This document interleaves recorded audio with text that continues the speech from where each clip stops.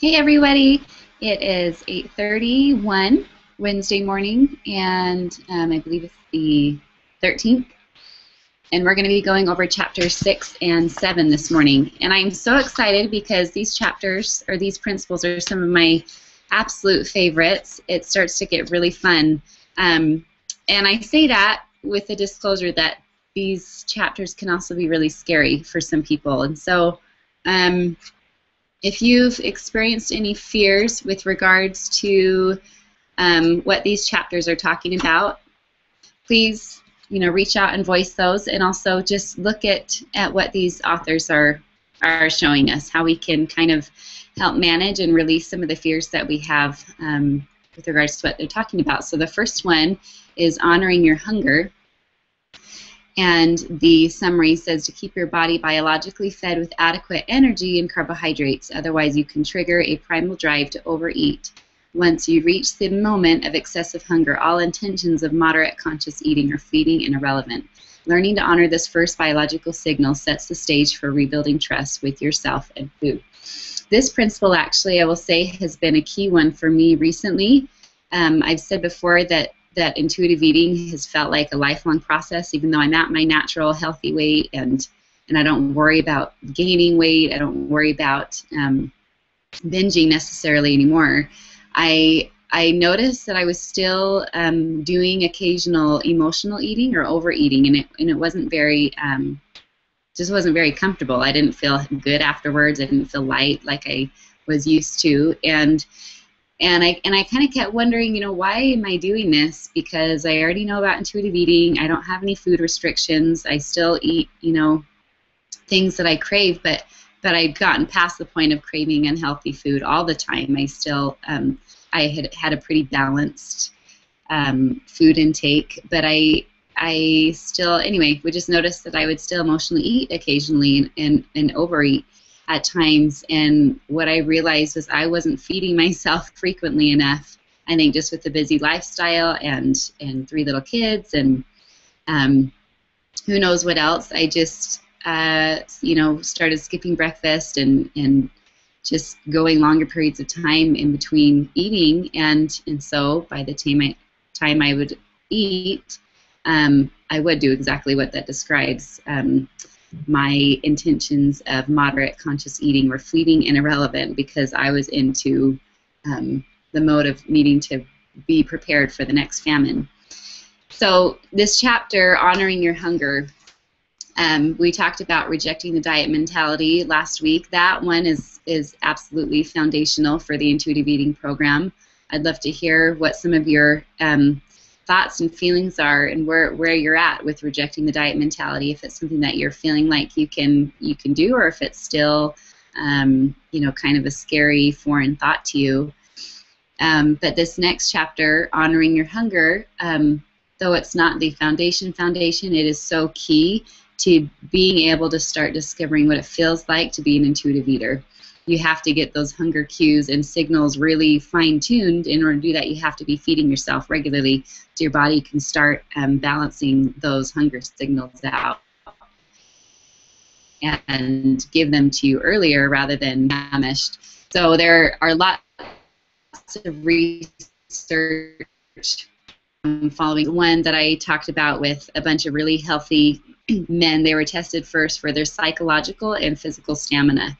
So they were both mentally and physically very well healthy, and they ate over 3,500 calorie diets every day. They've never been exposed to dieting or restricting before, but they sorry, I can tell this lighting is kind of bad, but anyway, so they had never been restricted to dieting, and they got put on a typical calorie diet, a low-calorie diet, which both men and women get put on a lot these days, for 1,500 calories each, and that more than halved the amount of food that they were used to eating. And it was amazing the things that they found so early on in the study. All the behaviors that these men, these full-grown, brawny men were exhibiting were all identical to what dieters start exhibiting, with obsessing about food and making favorite foods lists and exchanging recipes with each other and all these things, because they were they were starving. So that obsession came there. But what the study was showing is that this dietary change for these men that were used to 3,500 or more calories a day, they were already really healthy, never had dieted before, had put them into a primal drive to obsess and think about food, and so that's saying something, because we have many of us who have been on several diets. So when that tendency to diet and start restricting comes, all the memory of our past experiences comes up, and that intensifies the experience and causes us to obsess even more and to want to eat even more.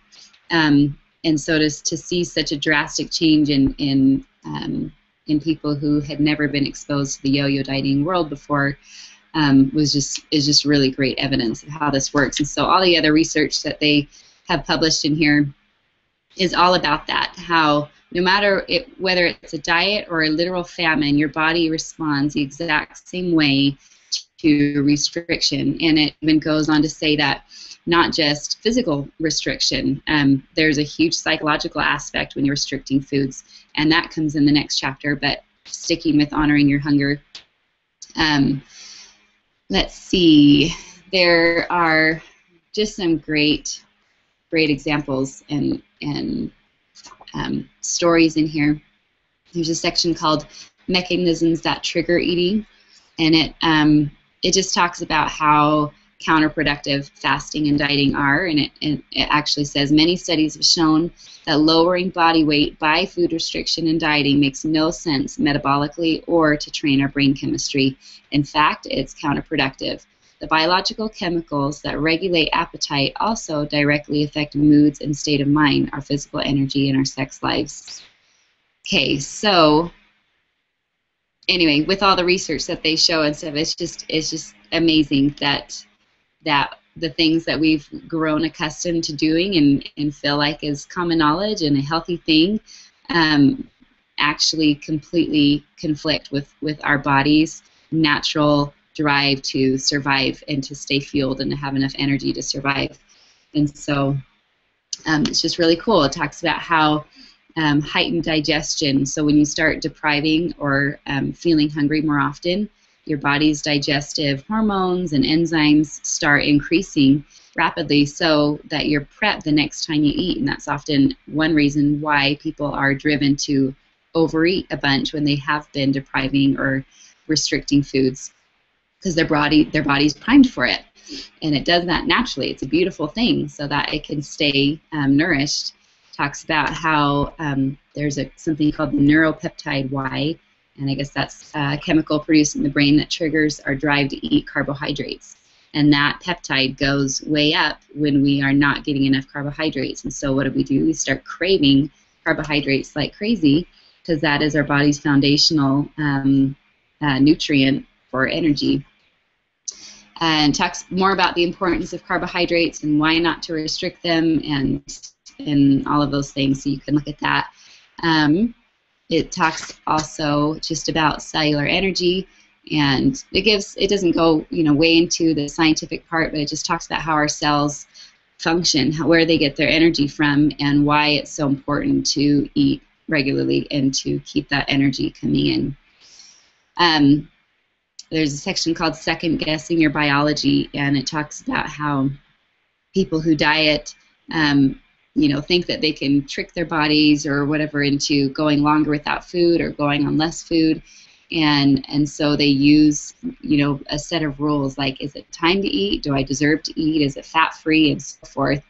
But how your body really can never be tricked. You can't second guess your biology. Your biology needs to feel nourished. It needs to know that it's going to have food regularly, or it will start producing those things, the hormones and chemicals that create that drive to overeat. Primal food therapy, honoring your hunger. The first step, reclaiming the world of normal eating, free of dieting and food worry, is to honor your biological hunger. Your body needs to know consistently that it will have access to food that dieting and deprivation have halted once and for all.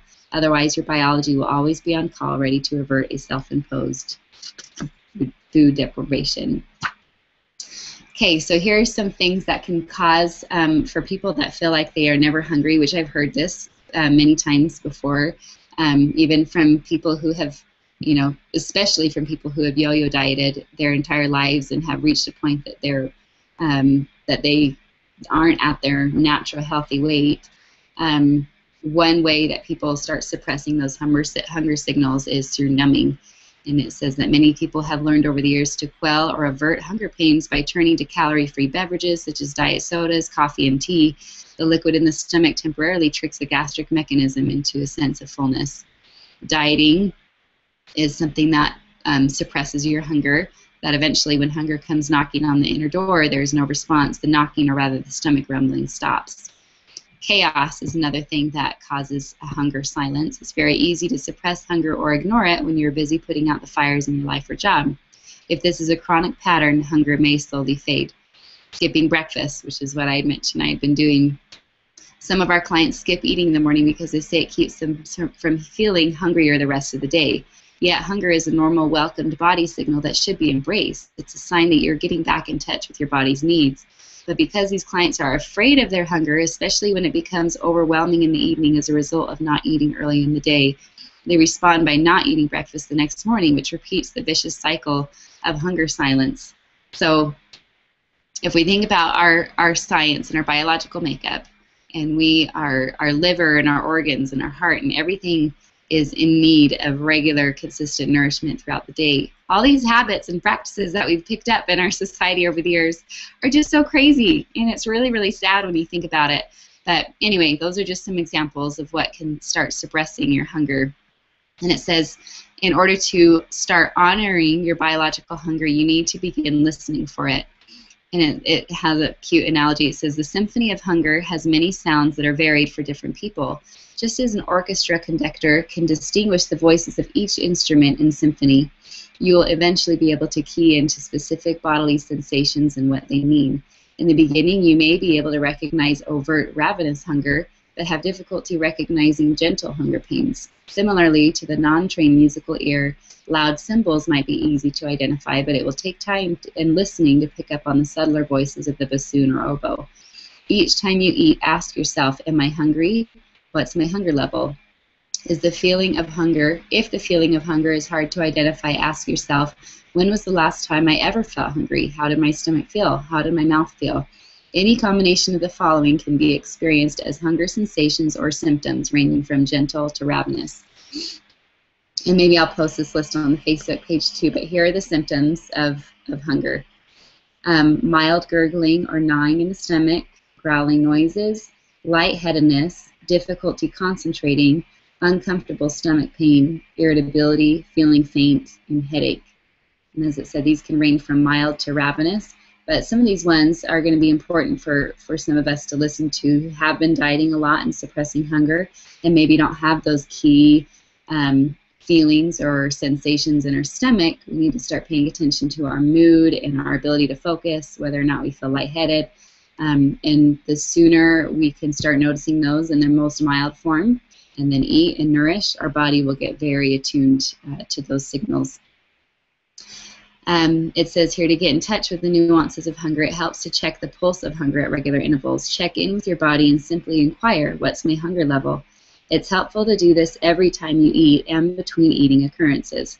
Remember, although this may seem hyper-conscious, it is a focused step to get you reacquainted with your body and its biology.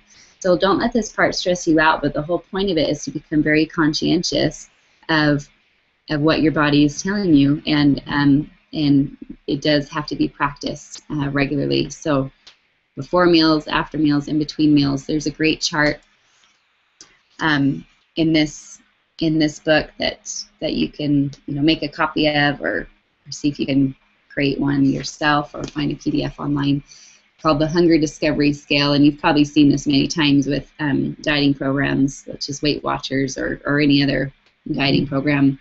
They often have hunger discovery scales. But it probably doesn't say hunger discovery scale. I love that word, discovery. We're exploring our body's cues. We're not making ourselves only eat when we're really hungry. We're not making ourselves, do anything. We're just really in this exploratory stage right now. And it is such a beautiful process when you give yourself unlimited permission to do that. So you're just going to be an unconditional, non-judgmental observer. You can use this chart, and I highly recommend it if you do feel out of touch with your hunger cues and signals. But it doesn't take very long. I mean, do it for a week or do it for a few days and just try to pay attention and remember not to put any limitations on yourself. Don't try to, see how long you can go without eating or anything like that. We're wanting to reestablish your body's hunger and fullness cues, and remembering that if your body starts to pick up on its hunger, rather than being scared of that, recognize it as your metabolism increasing. And that's really cool. That's going to allow you to be in touch, to get the nourishment you need, and for your body to finally reach its natural healthy weight. And so we want our metabolism to start getting stoked, that fire to be burning strongly. Okay, other voices of hunger. It says, a common mistake with our new clients is that they initially embrace the honor your hunger concept in the form of a diet mantra. Thou shalt eat only when hungry. The problem here is that this rigid interpretation can leave you feeling as if you have broken a rule or failed if you eat for any other reason than hunger. When you feel like you've broken a rule, you get pulled right back into the diet mentality. So again, if you keep a chart or if you start paying attention, don't do it with the intention of trying to control yourself only eating when you reach a certain hunger level. There's still a lot of principles to work through. One of them is dealing with emotions without using food. And so for those of us who have this as an issue or something that we've dealt with throughout our lives, we have to realize that we also have a psychological factor coming in that can cause us to want to eat other than physical hunger. So the physical hunger part, we're just getting in touch. We're being observational so that we're not eating on autopilot. And that first step is going to be really important in just transitioning into that process. So some of the other voices of hunger that aren't physical are taste hunger, simply because something tastes really good. Practical hunger, planning ahead, so sometimes it's good to eat if you know that you are going to be going to a ball game or a play with friends and there isn't going to be food readily available. Even if you're not hungry at the moment that dinner is supposed to be eaten before you're gone for several hours. It talks about the practical need to eat. So if you know there's going to be 4 or 5 hours without food, even if you're not hungry, you still want to eat at least a small meal to ensure that you're not starving later. And then the emotional hunger is the other non-physical sign of hunger. And again, that'll come in a later chapter.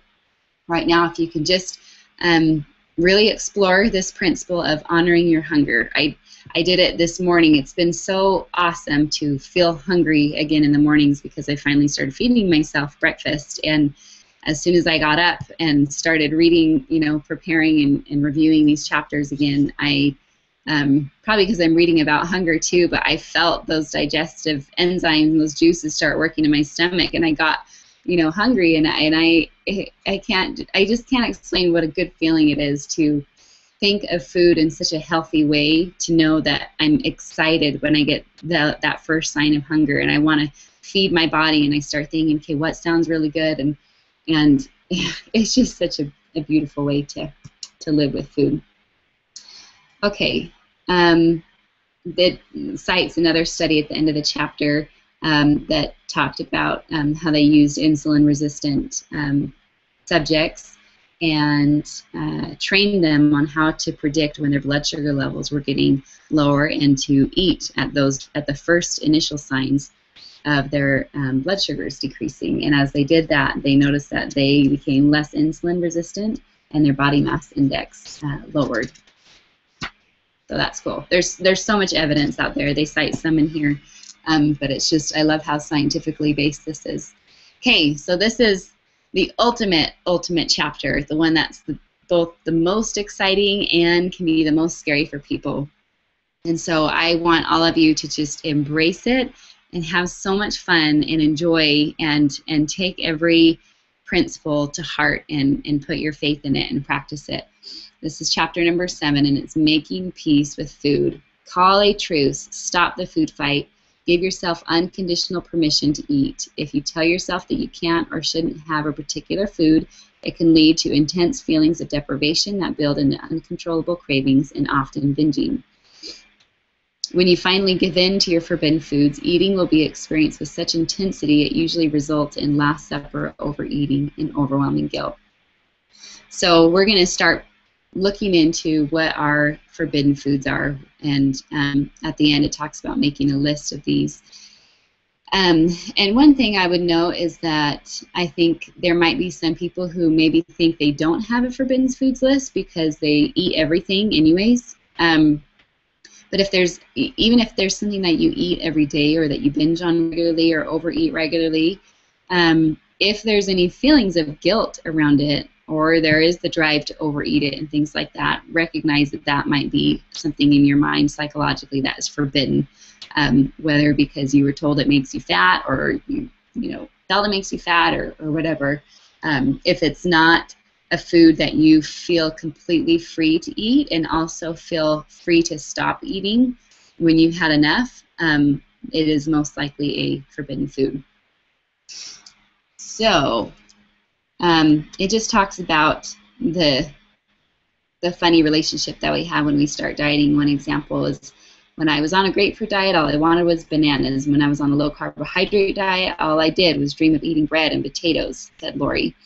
Does that sound ironic, familiar? What may seem like irony is actually the natural reaction that is triggered by the limitation and deprivation that comes with most diets. Again, our bodies crave balance, and they will do anything it takes for us to listen to them and to get that balanced nutrition. So it will start craving when we deprive. Talks about the deprivation setup and how we both have biological deprivation, which we talked about in the last chapter, the importance of honoring our hunger. And then it says, but you should not underestimate the psychological effect of deprivation. This effect is the focus of this chapter. When you rigidly limit the amount of food you are allowed to eat, it usually sets you up to crave larger quantities of that very food. It gives lots of examples. Says the moment you banish a food, it paradoxically builds up a craving life of its own that gets stronger with each diet and builds more momentum as the deprivation deepens. A great example is, let's see, it talks about how if you're someone, it talks about how people who are emotionally deprived in different areas of their life, this psychological deprivation is even more enhanced, and so they're more sensitive to it. It says if you're someone who has experienced deprivation in areas outside of food, such as love, attention, material wants, etc., the deprivation connected to dieting may be felt even more intensely by you. Bonnie is a client who grew up in a home where her father was never home and her mother was emotionally distant. As a young child, she learned to use food as a way to substitute for the love and attention she wasn't getting. As an adult on a diet, she found that food deprivation evoked these deep feelings of deprivation from childhood. For Bonnie, this became a double whammy, which is hard to overcome. For the chronic dieter, the combination of biological changes from undereating, psychological reactions, and cognitive distortions creates just the right mix to set off the dynamic of rebound eating. So then it talks about deprivation, backlash, and rebound eating. And we've talked about, we've summarized some of these before, but we have what's called the Last Supper eating, and where people can literally feel like or believe that they're going to be starting a diet soon. And so every food that's in their path, they eat, and they overeat and overeat and overeat, thinking that this is the last time they are going to eat some of their favorite forbidden foods. And anyway, and it talks about how a lot of their clients, before they come in, even though they make it very clear to them that they are not a diet program, that their method is much different, their clients always feel like they've got tricks up their sleeves and that they're still going to have to live off of cottage cheese and carrots for the rest of their life. And so they will go into this primal drive to overeat the week before they come in and just be stuffed and uncomfortable. And says how each impending diet brings with it more fear of deprivation, with the knowledge that you won't get enough or get what you want. Then comes more overeating, loss of self-control, and finally erosion of self-esteem. How could you possibly feel good about yourself if you truly believe that it's possible to eliminate certain foods only to find yourself binging and failing on yet another diet. So we believe in the dieting, if we believe in the dieting process, that it's okay to eliminate and deprive and things like that, and then we start binging and failing at that diet, that's when our self-esteem starts to lower, and that's what's so sad. And that that's what makes me so happy about this book and this whole process is to reclaim and heal from those psychological distortions that come through the whole dieting process. Talks about rebound eating, subtle forms, food competition. If you've ever shared a dessert with somebody or a shake or whatever, and you can tell that they're going faster than you, you kind of like tend to pick up your pace and want to eat faster so you get enough. That's one form of subtle rebound eating. The returning home syndrome talks about college children or kids, adults who come home who've been deprived of a lot of the foods they used to have growing up, and so they'll overeat on those foods. The empty cupboard syndrome, which that one I definitely have noticed for my kids. I've having more chaotic grocery shopping regimens, and I've said this so many times how easy, if I just had a list every week that I just went and got all the foods that we like to eat, then it would be really easy, but I go too long without making that list, and so then we just start eating foods that aren't our favorite. Anyway, but that can cause the drive to overeat because you're not feeling satisfied with foods that taste good, that you like. There's the captivity behavior. It talks about, how actually one of the author's sons went to a survival training camp in Montana, and so they were on very limited food supply, and he was, captivity behavior. He was normally not preoccupied with foods or cravings, but to occupy his lonely hours, would make long lists of all the foods that he was missing. Depression-era eating. I have a grandmother-in-law who was always, who we was always talked about how she would do this. She was this tiny, frail lady, but anytime she had a plate of food, she could not leave a single bite on there because she grew up during the Depression when food was cherished, and it was always viewed as something that could be gone later or in the near future.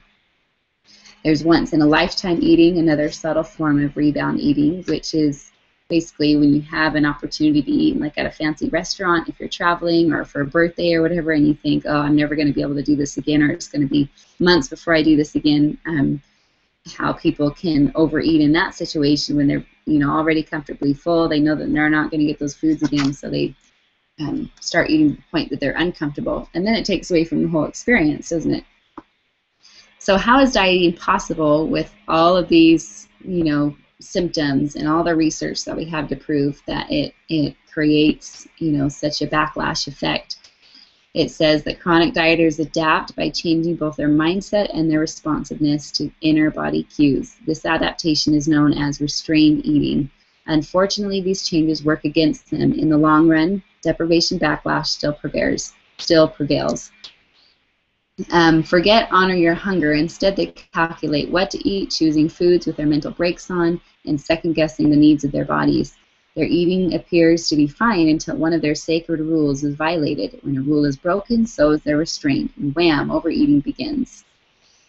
And it gives, here's what it means in eating terms. Let's see. For restrained eating, the moment a forbidden food is eaten, overeating takes place. The moment a calorie level is exceeded, overeating takes place. And the mere perception of breaking a food rule or eating a forbidden food triggers overeating. So all the things that trigger overeating.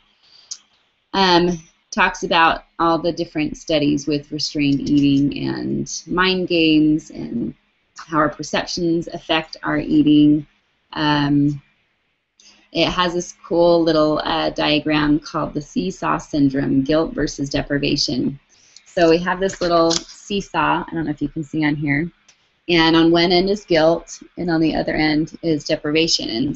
And it's really interesting because when somebody's on a diet, the deprivation end goes up and up and up and up, and the guilt goes down because they're not eating forbidden foods, and so they perceptionally don't feel guilty.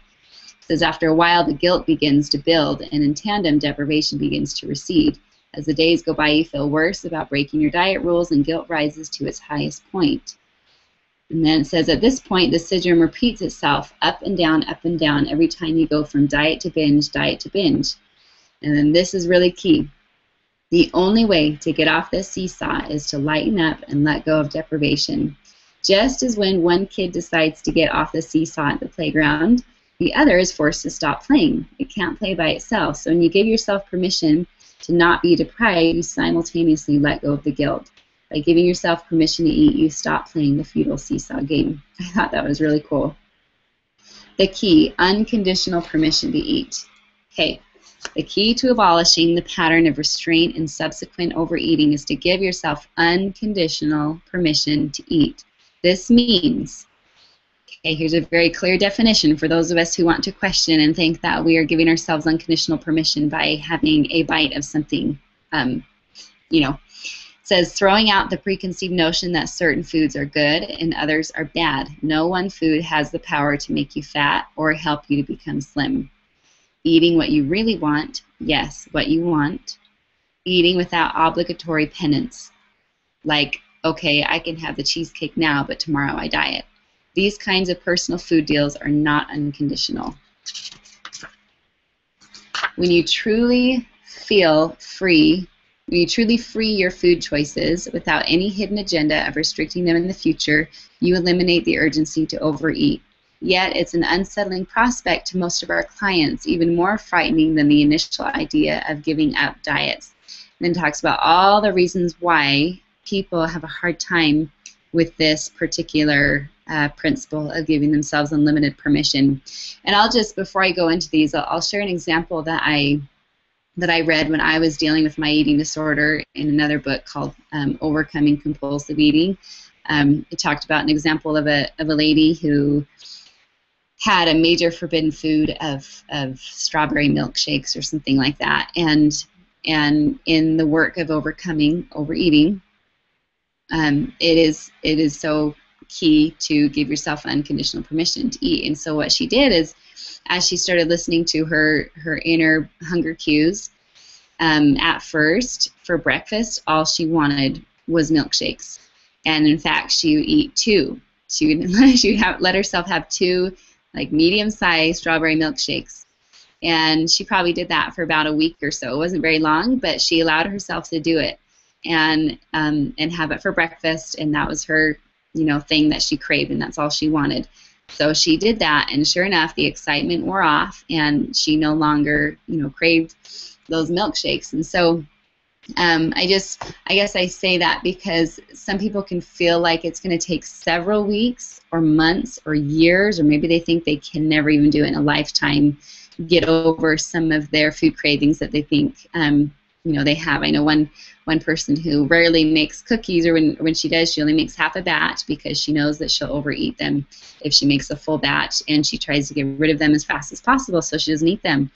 And I just think it's so empowering to know that if you truly follow this principle and you give yourself time to readjust from dieting, give yourself time to work through your forbidden foods list and have unlimited permission, you will stop craving those foods.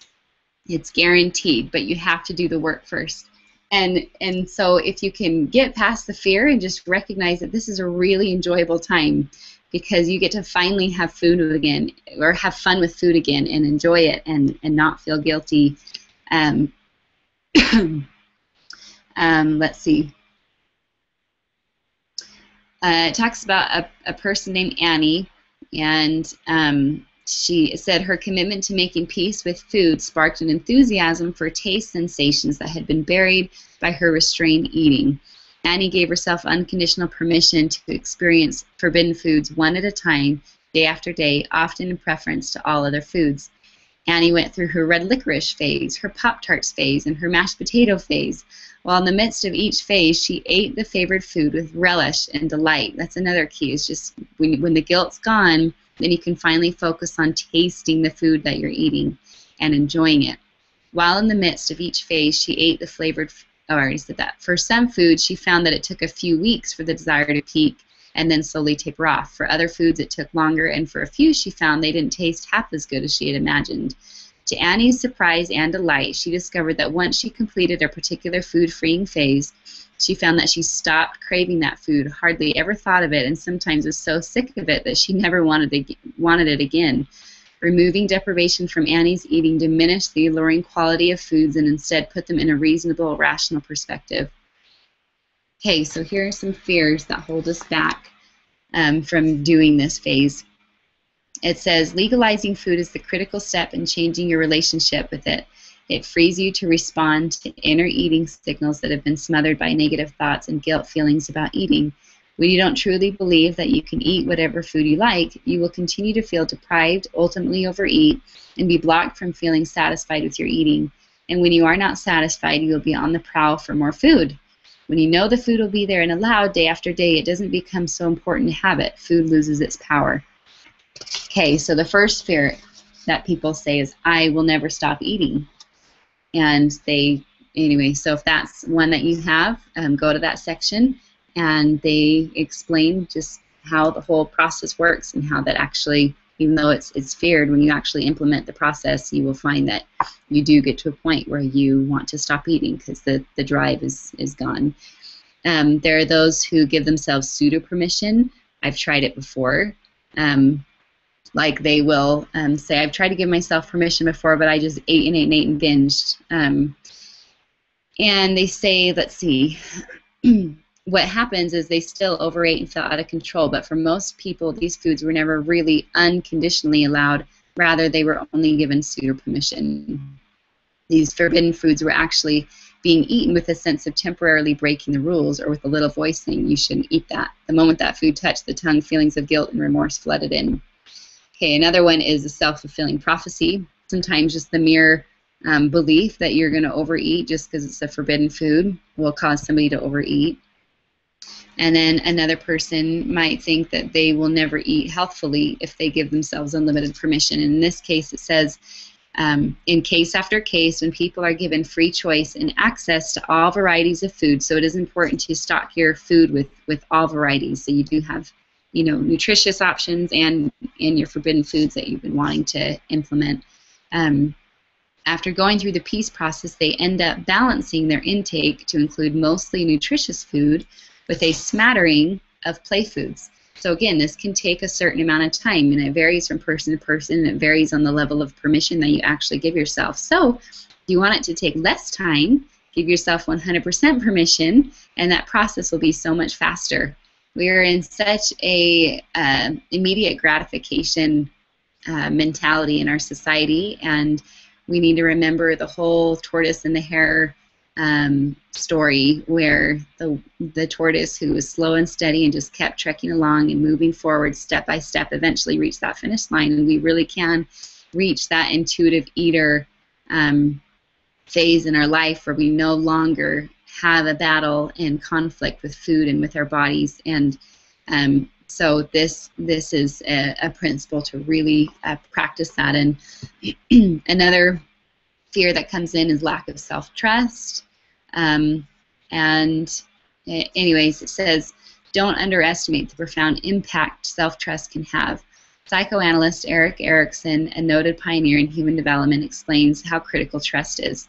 According to Erikson, all people must go through a series of stages throughout their lives. The first developmental stage deals with basic trust. During each stage, there is a significant issue or crisis that presents itself and must be resolved. If this task is not handled well, a person will continue to struggle with it into adulthood. If food becomes a battleground during the stage, the ability to trust yourself with food becomes tarnished. Then you can't be trusted around food message becomes compounded if you may. If you were put on diets by your parents or your doctor. As an adult, try as you may, you still don't trust yourself. That child can still reside within you, making you fearful to give yourself permission to eat unconditionally. Fortunately, Erikson had an optimistic belief that childhood crises can be resolved at any time later in life. If you take back ownership of your eating signals by making peace with food, you can heal one of the most basic trust issues and go on to a healthier relationship with food. So I just think about how interesting that is, and they talk more about this in the whole chapter on how to raise intuitive eaters. So it brings up children and their tendency to be natural intuitive eaters from the very beginning until that that natural gift gets smothered by parents and outside sources. Just that we have such an internal natural drive to feed our body according to our cues, and how because of our relationship with family members or whatever that tarnishes that, we get to a point where we can't trust ourselves with our basic need to feed ourselves. And if you think that is so amazing that has happened today, but it makes sense why it has, and just I just can't stress the importance of fighting for that back, fighting for the gift of being able to trust yourself with one of your most primary needs of feeding yourself and nourishing your body to help it survive and to grow and to have energy. And anyway, so that's something we can kind of contemplate. Talks about 5 steps to make peace with food. Okay, so here we are. We're at the end of the chapter. There's a few research, again, studies in the back that you can look at. For those of you who need the scientific evidence, I think this is really cool. But here are the 5 steps. Okay, first, you're going to pay attention to the foods that are appealing to you and make a list of them. Okay, that's really fun. So do that. Get a piece of paper out and make a list of the foods that you feel like are appealing, whether they're forbidden or not forbidden. Just put those down. And then put a check by the foods you actually do eat. Then circle remaining foods that you've been restricting. Number 3, give yourself permission to eat 1 forbidden food from your list. Then go to the market and buy this food or order it at a restaurant.